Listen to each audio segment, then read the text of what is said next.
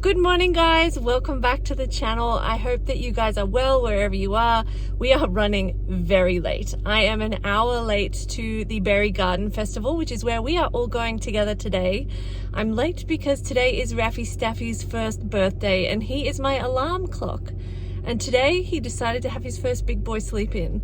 But we've got to go. We've got an hour drive ahead of us. The garden festival started 5 minutes ago. And my best friend's waiting for us, so let's go and check out these amazing gardens together. This was my first year visiting the Berry Gardens, and the first house that we visited, my best friend met me at after waiting for me for quite some time, and we both instantly fell in love with this house. It was a beautiful weatherboard house, and they had this most amazing veggie patch, which is something I would love to have at a future house. It is a wooden style enclosure with a chicken wire covering, which would help to combat some of the pests we get, like cockatoos that are particularly vicious with getting into any protective coverings. The gardens weren't as in bloom as I expected. They did have a few funnel web holes in the garden, which always makes me nervous. Imagine if it ran out, I'd like die of a heart attack. Well, in Marlborough we saw them and you could see them in there, just waiting. Having recently fallen in love with Silverbeet, I was pretty jealous of their garden and how much they had. It was such a beautiful veggie patch set up, and I was really thankful that the rain held out. We've had a lot of very cold days just out of nowhere with heaps and heaps and heaps of rain. So I wasn't that surprised that everything wasn't in full bloom like you'd expect for this time of year, but I kind of wish it was because it would have been amazing to see. But this is the veggie patch enclosure of my dreams. Obviously, I would love something much larger, but I think if you could have a couple of these, it would be an amazing way to keep your veggies a little bit safer, especially from the pepperonis, who you can probably hear snoring in the background. Apologies for that, but I've been struggling to do this video because I can't get left alone. So the moment I get left alone is when you'll hear snoring. A lot of the gardens we visited had hellebores as early spring colour, which I absolutely love. I find hellebores to be completely delicate and beautiful, especially how their little flowers face downwards. I just think they're so precious. How do you do it? What about the edging? Well, how do you do it? You get an edger, What's an edger? a garden edger. Haven't you seen people out edging their gardens with them? It's like a whippersnipper on steroids. But it's like got an angled blade. That's what I'll need to have. I know, I've asked Dad for one for Christmas. Is it like a brush cutter? No. No. Hopefully I get one for Christmas and I'll show you. Yeah. After we finished marveling at how they were managing to keep their grass out of their garden beds, we moved on to their amazing, amazing flowers. And some of them actually seemed to glow. These ranunculus, particularly in the light, just seemed to be particularly vibrant, and it was such a beautiful combination with salvia behind it. They had a beautiful brick pathway that kind of wove around the house, and they had garden beds on all sides with salvia in bloom and a fair amount of ranunculus and irises, and it was just so beautiful to see some spring colour. That's amazing. Cool, hey? Oh, and it's pumped one. I mean, let's face it, wells are always handy. I would love to have a well and then have one of those crazy trees you see in Kiama with those massive ornate roots. I forget what they are. Oh, They're like a tree. fig. Yeah, fig tree. Yeah. Oh my gosh, Yeah. that would be so beautiful beside a cutie little well. Inspired me. I've got so many logs hanging around. Just grow something out of it. Look how That's cute so it is. true. Inspo everywhere. Oh. We felt like there was so many things in this garden that gave us inspiration for our homes and even the homes of our dreams, but we couldn't get over how luminous the ranunculus in this garden were.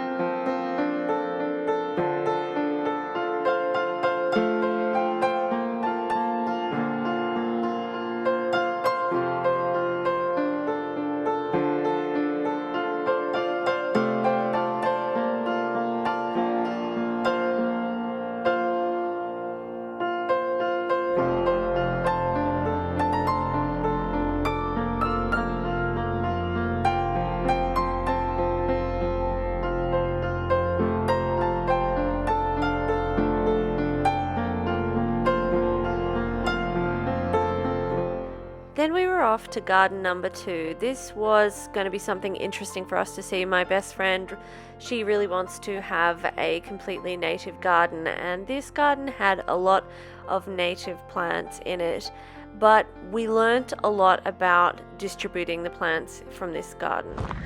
Beautiful. But see, this is where I struggle with a native garden. So you can do it well and it looks beautiful and lush, but often I find it looks, oh, it's got eggs. It looks sparse and kind of underwhelming and very bushy.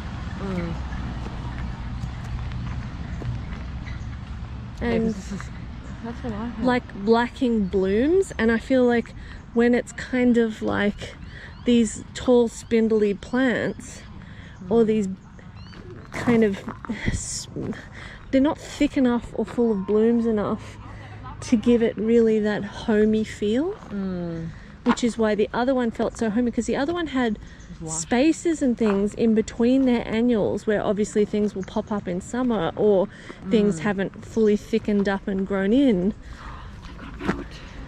They've got a bowerbird too. Yeah, look. It's funny how they go after pegs. It's so cute.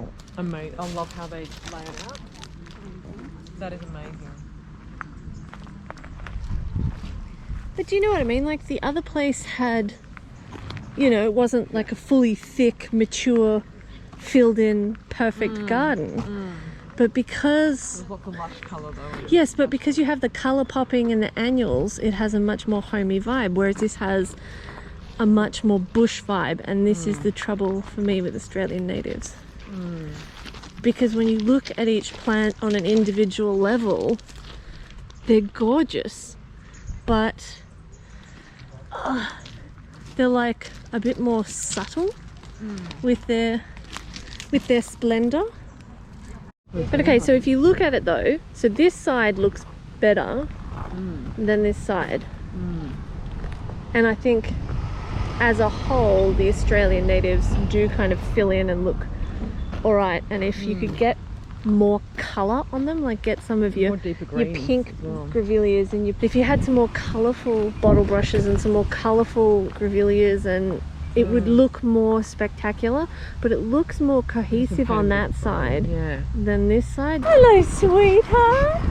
Oh, you're so lovely. Oh, hello, darling. Where Garden 2 was mostly a wide open grassy backyard with a very mixed use of Australian natives in the front yard, Garden 3 was all about how you can have an amazing garden on a small plot of land with no grass at all. The first thing we noticed was this amazing mulch. It's called cottage mulch, and how much softer that made the garden feel and how much more homey compared to the harsher bitumen pathways that were in the previous house. Both of us were completely in love with this house and decided that we clearly like a cottage feel to our gardens. Again, there was amazing use of hellebores in this garden, as well as some sphere boxwoods, and they had this really cute little pathway that just led out the back, and they had completely taken these opportunities to romance the ordinary and just have these beautiful stone features and ornaments throughout the garden that just made everything so much more whimsical and beautiful.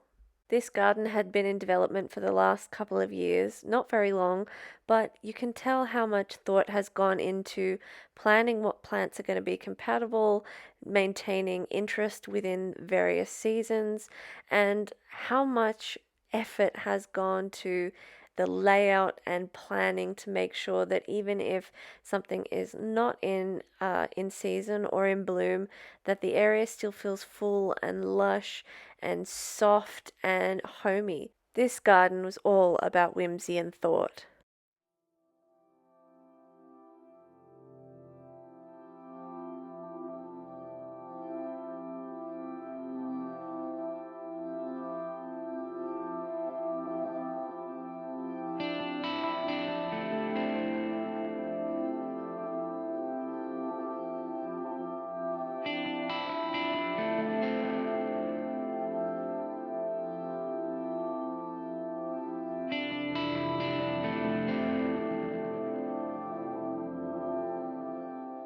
Using the citrus trees to be part of the shade and the run of the chickens was an amazing idea.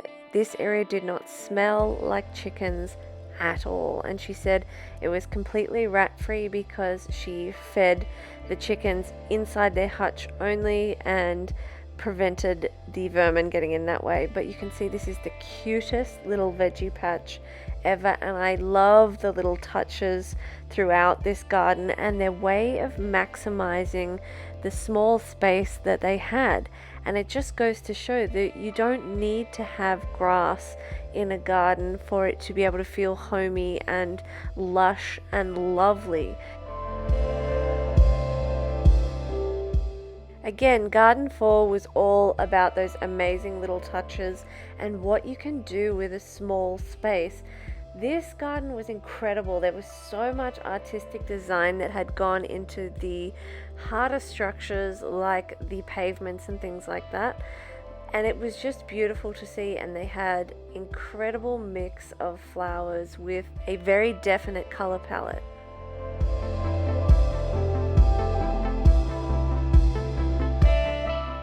My parents have grown these ornamental grapes at their house for years and years on a pergola, and they look phenomenal when they come into full bloom with golden flowers. But it was just so lovely to see a garden with mostly cooler colors and just see how that silveriness in some of the leaves can really bring out the purple and just kind of bring the heat level in the garden down, which is something that's really important in Australian gardens when we get those ferocious summer days. It's nice for everything to just look visually a bit cooler. There was something I loved about each garden that we visited, and every time we went to a new one I thought, here is my favorite.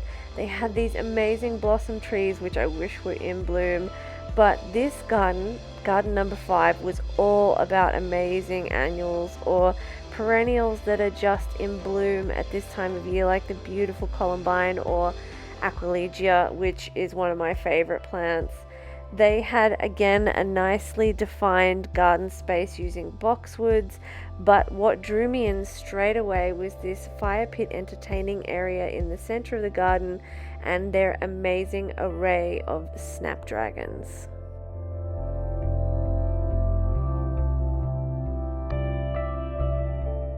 This garden felt like the antithesis of garden number 2. This garden was all about color, which is something that is really, really important to me in a garden. But I do battle between just wanting extreme color and wanting a nice controlled color palette. We are halfway through October at this point, and you can see from the plants that are still growing in this garden that we are still in a cooler part of the year. And yes, it is normal for October to be a bit cooler, but as I said before, we have had a couple of very cold days and a lot of very wet days, and I think that has kind of impacted everybody's gardens, which again is why I think having some annuals is so important. This was again a different way to do the enclosed veggie garden. It was really nice to see some different strategies for supporting your veggies and some different pairings for companion planting and how to maximize your space. They actually had strung up some metal support wire along each garden bed, which obviously gives you some flexibility for how you use the garden beds each season, but also gives you a little bit more support for some of those crops that you're going to be able to plant in the center, whilst also keeping them off the crops you're using to underplant. So it seemed to me like a great idea and a way to maximize your vertical growing space. These plants here are bush beans, and you can see they're only just getting going, and it looked like the veggie patch had only just recently been built and hadn't yet been planted up, but it was great to see some different ideas for how to do this. It was also really cool to see how they were managing the extreme rain we've had and managing their plants during such weather. I know it certainly gave me some ideas about ways I could trench away from my garden to kind of stop things from drowning like they have been in this crazy weather.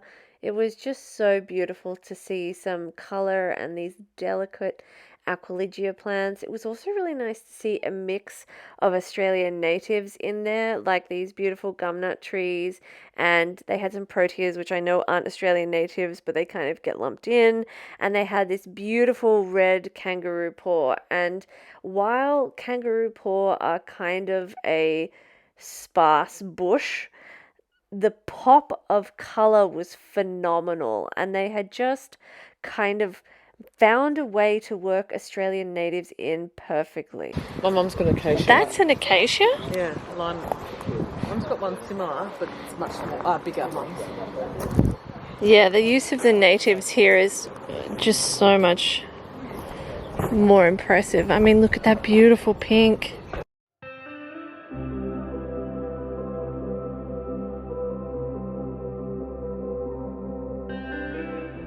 Garden 5 was a firm 2 thumbs up, and on the way back to the car I picked up a bunch of these little seed pods from a tree nearby, and we'll be saving these for a fairy garden project for my niece's Christmas present that we're going to be doing on this channel in the future, so stick around if you would like to see that.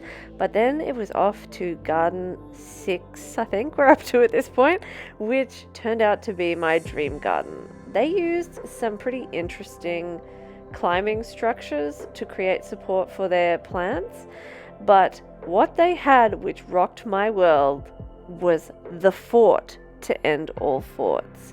And I was ready to be adopted by this family. But look at the fort they have. They have but they have a fort, mate. Yeah. Imagine growing up as a kid here. Hell yeah.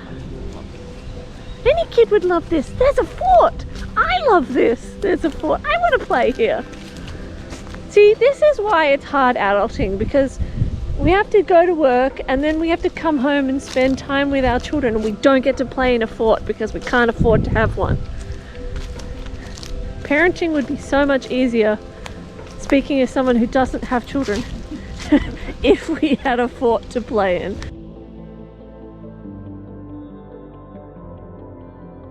Oh, mate, as a kid, talk about Wonderland. Oh, my dream house expectations just took a massive step up. How do you make something like this in your backyard? It solves the boggy problem. It does solve the boggy problem. It's just part of my moat. If I thought the last house had some great ideas for ways to manage water flow around the property, this place blew my mind. They had such creativity with their use of water and the way they designed their landscape. Other houses were about how you could explore your garden with no grass, or how you could use natives in it, how you could add whimsy into every little patch of garden. But this house was all about making dreams become reality and about fun. And the goals I now have for life because of this house are just, it blew our minds. I would never see Rafa again if he lived here. Oh, every morning he would be straight off the jetty and into the water. And it would be awesome. I wonder about the legalities of that sort of thing though, because you have to have your pool fenced in. So at what point do you have to have a pond fenced in? But how amazing is that, to have a jetty straight off your house into your own personal pond? Oh, dream house. Somehow. This pond Must be is connected running somehow. down through that pipe to avoid stagnant water. Very smart. Although, to be fair, it's been raining so much you would never have stagnant water at the moment. There is no such thing, only waterfalls. I feel like the trouble though with this house is I've taken so much inspiration that I now need to work out how I can find $10 million. This is the benchmark. It Everything really else is deficient. Everything else is trash. They have little tiny boats. Little tiny boats. Oh, so cute. I loved how practical this house was. So much of what they had created here was as a result of recycling. They had been to parts of Sydney and picked up things that people were throwing out on their council pickup and completely refurbished them or reused them and just made such an amazing garden. Even this circle patch of concrete, I was wondering what the hell this was, but it's actually their septic tank and they have used it creatively. They also had an amazing little boat that used to have 2 oars, and the kids used to row out onto the pond. And I just thought, what an amazing house to grow up in, and what an incredible use of creativity to create bridges and create so much fun and whimsy and mystery and just joy in your garden, as simply just a way to manage areas that get boggy as a result of excess rain. This is the most amazing house. I can't believe there was no home here beforehand, that it was just tall grasses and a couple of trees. Just goes to show you, like, you know, time passes so quickly, but you can also get so much done in a decade. But again, look at the whimsy that's created by the way they're managing the flow of water. Can you imagine this as a kid?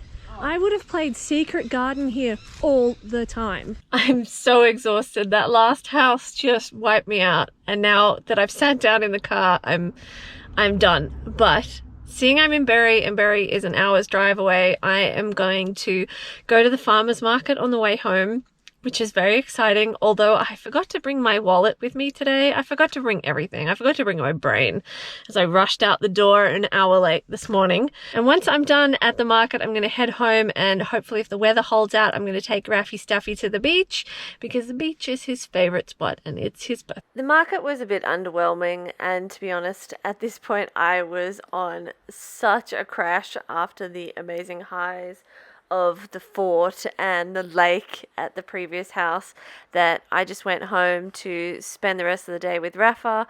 I hope that you guys have enjoyed hanging out with us today, and we'll see you in the next one. Hello, birthday boy! I'm back. Did you have a good sleep, buddy? Oh.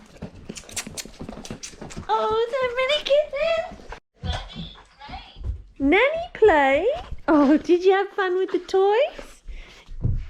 Did you have fun? Special birthday boy. Hey? Hey?